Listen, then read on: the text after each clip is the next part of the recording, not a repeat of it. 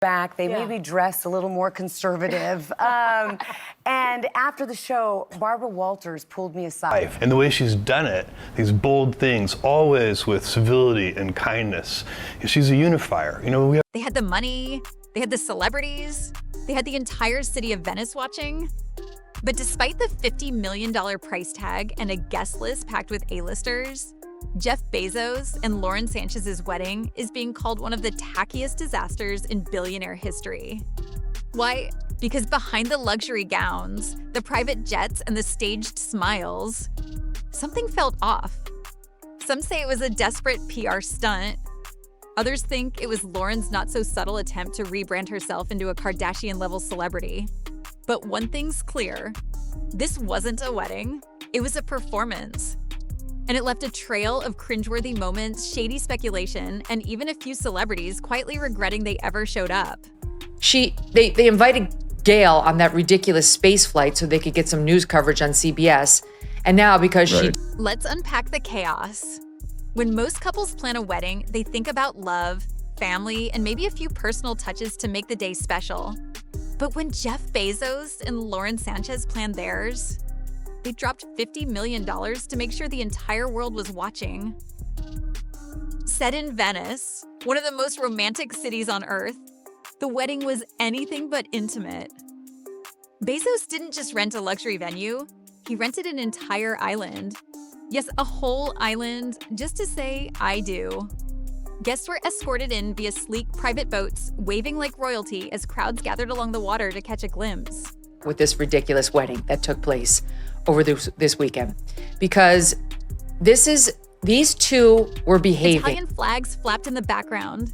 Security swarmed the docks. Every angle, every outfit, every step, perfectly choreographed for the cameras.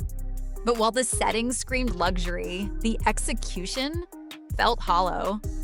It didn't feel like two people in love celebrating their future. It felt like two people staging a billionaire-themed fashion show sponsored by Amazon Prime. A performance for the press, a photo shoot for the elite. Lauren Sanchez, already known for her high-glam lifestyle, seemed to be playing a character. Not a bride, but a socialite reborn. From the way she waved to onlookers like a royal duchess, to the heavily curated guest list filled with influencers and A-listers. Joins the voices criticizing the extravaganza. She wrote on Instagram June 30th, "The Bezos wedding, it turned my stomach, seeing all these." This wasn't a wedding. It was a production. And while some attendees embraced the madness, others kept their heads down. Literally. Leonardo DiCaprio tugged his baseball cap low to hide from cameras. Kim Kardashian looked like she'd rather be anywhere else. Even Oprah kept things suspiciously quiet. The vibe was unmistakable. Over the top, strangely corporate, and just a little bit desperate. Because this wasn't just about celebrating a relationship.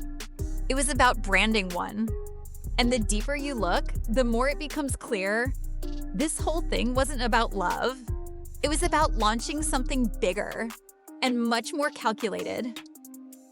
The day Lauren Sanchez got married, something strange happened on her Instagram.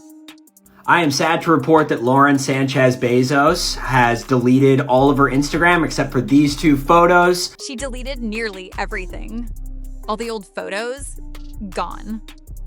Only 2 pristine wedding shots remained, carefully posed, heavily filtered, and begging to go viral. This wasn't a spontaneous moment of love. This was a rebrand, a hard reset. Lauren wasn't just becoming Mrs. Bezos, she was transforming into something else entirely. A full-blown celebrity. And the timing? Too perfect to be a coincidence? Just hours after the ceremony, her solo bridal portrait appeared on the cover of Vogue. Not alongside Jeff, not with friends or family, just Lauren. Center frame in her couture gown, like a queen stepping into her throne. The son of Caroline Kennedy, shared a Vogue cover featuring Sanchez in her wedding dress. This seemingly innocuous For someone who once worked in broadcast news, this wasn't just a photo shoot, it was a calculated pivot.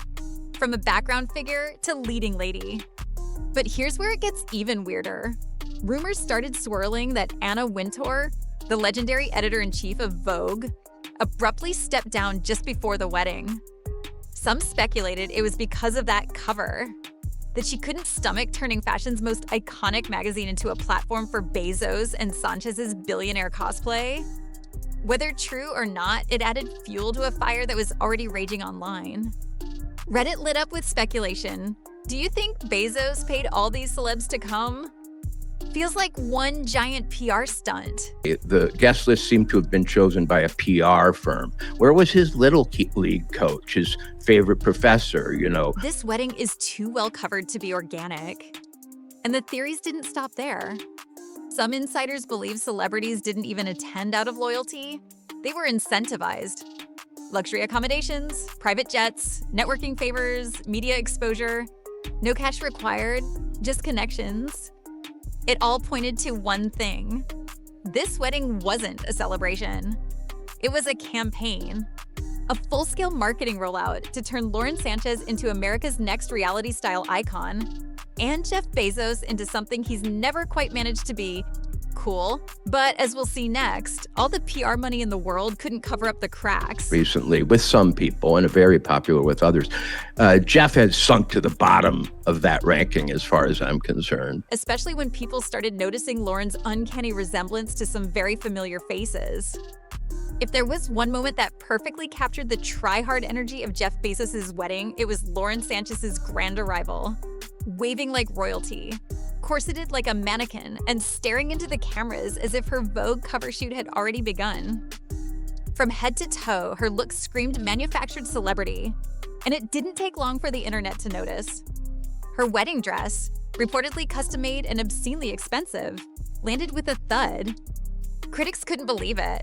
Long sleeves, a rigid corset, full coverage, in Italy, in the middle of summer.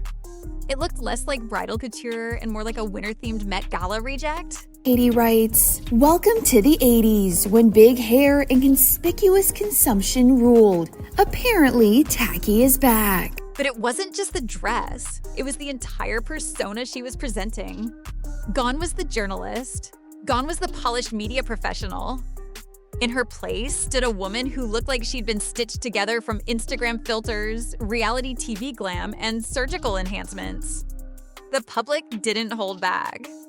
Kardashian cosplay, one Redditor wrote. She's giving Real Housewives meets AI-generated bride. Others compared her to Catwoman, not the cool kind, but the botched plastic surgery version who can't blink properly and always looks slightly surprised. Even her facial expressions were under the microscope. Why does she look like she's about to deliver a line on a soap opera? Does her face move? So Lauren Sanchez has been getting a lot of flack about the way she looks. She, in her before photo. It wasn't just catty, it was uncomfortable.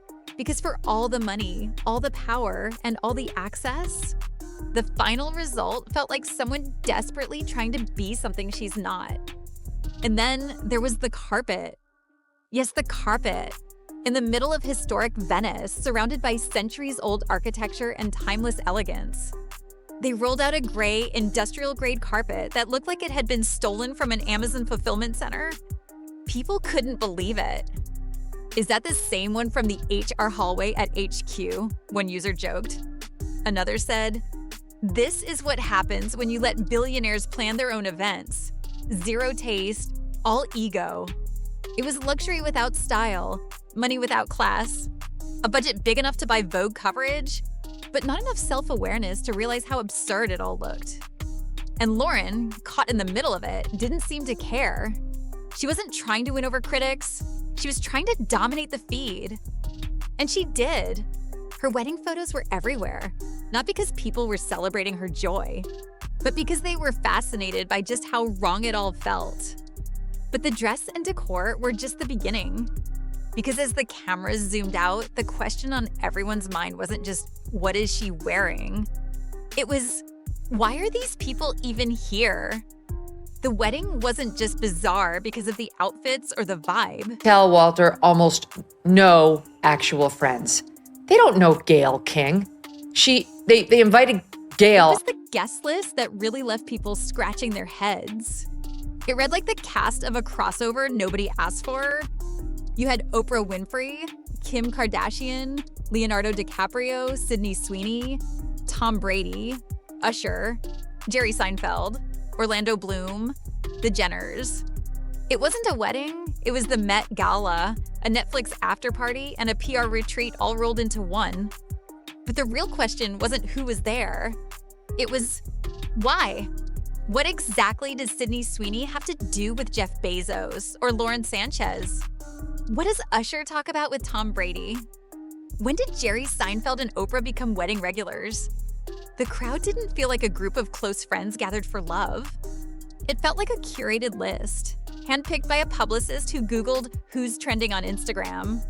And their reactions told the story. Why? Because she's a celebrity. Leonardo DiCaprio, I'm sure they're really tight with Leonardo. I'm sure it's Sydney. Leonardo DiCaprio pulled his hat down so low he practically vanished into it. A move that looked less like fashion and more like shame. People online roasted him for it. Trying to save the planet, but still flying private to Bezos' billionaire circus.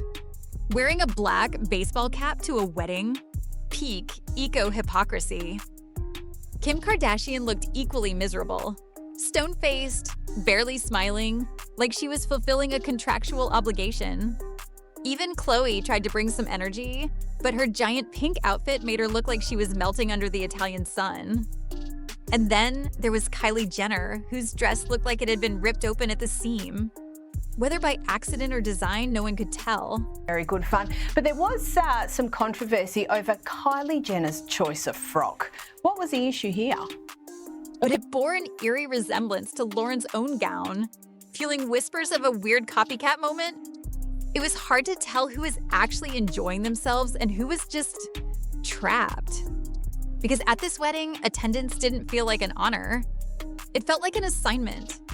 Theories spread like wildfire that guests were paid, flown in on Bezos' dime, or promised future favors in exchange for showing face.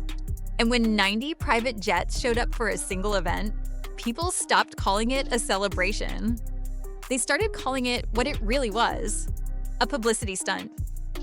Because if these were Lauren and Jeff's closest friends, then the real message was clear.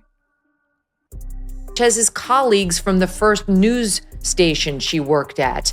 Sure, that's normal. That's what a true... They don't have a circle, they have a cast. And the wedding, it was just another production. But even the best actors can't hide bad writing. And that became painfully obvious when the public started turning their attention to what all this said about who Lauren really wants to be. As the wedding photos went viral, one word kept popping up again and again. Hypocrisy. Take Leonardo DiCaprio, the self-proclaimed environmental warrior who once narrated Before the Flood, a documentary about climate change. There he was, quietly boarding a luxury boat, hiding under a baseball cap like a teenager caught skipping school. He wore the same cap to the ceremony too. A black one for formal occasions, apparently. The internet didn't buy it. Celebrity. No, he's special. He cares about Mother Earth. And if you can't see his face, you can't prove it's not true. Save the planet unless Jeff Bezos invites you to party on a private island. The comments were brutal. Nothing says climate justice like a $33,000 private jet ride to a billionaire's wedding. And he wasn't the only one. In total, an estimated 90 private jets flew in for the event. Nearly 100 carbon-spewing aircraft just so the rich could toast champagne and couture. Meanwhile, the rest of the world is being told to take shorter showers and skip meat to do their part. The disconnect? Glaring. One commenter nailed the mood. We're arguing about free school lunches while these people are flying in on gold-plated jets to celebrate nothing. And it wasn't just the climate angle. It was the tone deafness of it all. You're a fossil-addicted country. We are doing more investment in solar today than the US is. Oprah, known for preaching humility and grace, showed up in her usual soft lavender tones, smiling for photos like she wasn't standing on a carpet ripped straight from an Amazon warehouse. Kim Kardashian, supposedly a fashion icon, looked like she was counting down the seconds until she could leave. Even Tom Brady, dressed in all black, looked like he was attending a billionaire's funeral instead of his wedding. The vibe was joyless, forced, performative. And while Lauren beamed for the cameras and posed for her Vogue moment, the public reaction was spiraling. This wasn't admiration. This was disgust. TikTokers began adding up the costs. $50 million venue, 100,000 plus dresses, thousands in jet fuel. All for what? A clout-heavy ceremony that felt more like a cover story than a love story. Even the ring, upgraded post-engagement to an enormous rock that spanned knuckle to knuckle. Gigafactory to transition to sustainable energy. That would make the United States, the whole world, all energy. That sounds manageable. Became a symbol, not of commitment, but of excess.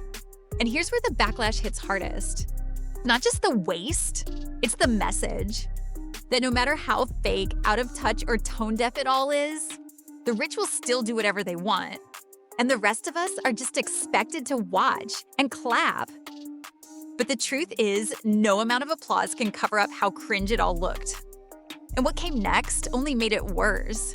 Because even with the lights, the gowns, the luxury, Lauren Sanchez may have finally revealed what this entire wedding was really about. Not love, not legacy, but status, and a desperate attempt to climb a ladder that money alone can't buy. Winded way of saying, I think something's happened to her. Like she just kept wanting to trade up when it came to. By now, it was obvious. This wedding wasn't designed for love. It was engineered for optics. From the moment Lauren Sanchez deleted her old Instagram posts and left only 2, both from the wedding, it was clear she was stepping into something new. This wasn't just a name change. It was a brand relaunch. She wasn't marrying Jeff Bezos. She was marrying status. Every element of the event screamed image control. The Vogue cover wasn't shared with Jeff. It was all Lauren. A full-page, high-glam shot of her alone in her gown, looking less like a bride and more like the face of a billion-dollar lifestyle empire. She wasn't trying to be relatable. She was trying to be untouchable. But this is the ring everybody's talking about. This 30-carat pink diamond ring that Jeff Bezos... And the ring, let's talk about the ring. Her original pink diamond engagement ring, already massive, was suddenly overshadowed by a new rock so large it barely fit on her finger. This wasn't a traditional wedding band. It was a power move. Side-by-side comparisons showed the upgrade immediately, from jaw-dropping to absurd. It covered her entire finger, stretching from knuckle to knuckle like something out of a cartoon. But instead of gasps of envy, people online responded with disbelief. Jeff must have seen the backlash and ran straight to the jeweler, one comment read. She got a wedding ring the size of a golf ball, another joked. It wasn't romantic, it was theatrical. Over the weekend, but Katie Couric said Lauren Sanchez's Vogue cover was tacky. Harsh or fair? And that theatricality extended to every element of the ceremony. There were reports of a staged carpet aisle, hired performers, a photo setup that looked more like a luxury fashion shoot than a wedding. Even the guests, all 200 of them, felt like extras on a set designed to project wealth and glamour at every turn. But here's the irony. For all the effort, the look, the press, the coverage, the public didn't buy it. They saw right through it. Not as a fairy tale, but as a desperate attempt to force admiration. People don't fall in love with influencers. They scroll past them. And Lauren, despite all the sparkle, is learning that the hard way. Because in her bid to become American royalty, to become the next Kardashian, the next fashion mogul, the next billionaire bride everyone talks about, a fame she was unable to achieve right. As a journalist, as a newscaster. No one knew who the hell she was. She forgot one thing. You can't buy charm. You can't fake authenticity. And no matter how many rings you stack on your finger, status only lasts if people believe you earned it. But instead of winning hearts, she ended up the punchline. And by the end of the wedding, even some of the guests seemed to realize they weren't celebrating a couple. They were helping launch a persona. By the end of the weekend, one thing was clear. This wasn't just a wedding. It was a billionaire fever dream that cost more than most people will earn in a lifetime. $50 million. That's the number being tossed around. But some sources say it was closer to $48 million, depending on which luxury yacht or crystal chandelier you're counting.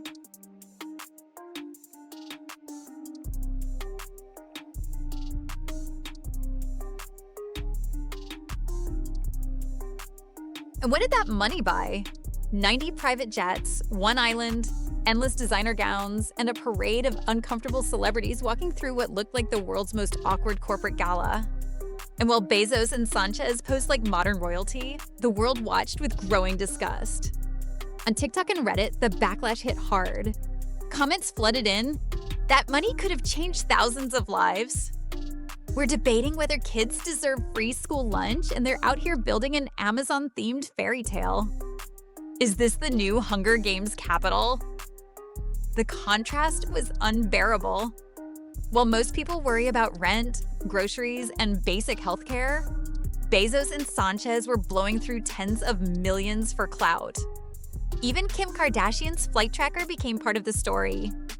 Her return trip to LA reportedly cost $33,000. And that was just one jet for one celebrity. Multiply that by 90 and you're looking at enough jet fuel to set the climate movement back a decade. And what exactly did the world get in return? A recycled carpet? A disconnected guest list? A wedding so carefully curated it ended up looking soulless. To some, it felt like a flex. To others, a warning. Because when billionaires start using weddings as branding campaigns, it raises a bigger question. Hollywood has taken over Venice, Italy. The stars were out today for the wedding of the year. And a lot of people are talking about this one. Jeff Bezos. Is there anything in their world that's still real? It's not just about money anymore.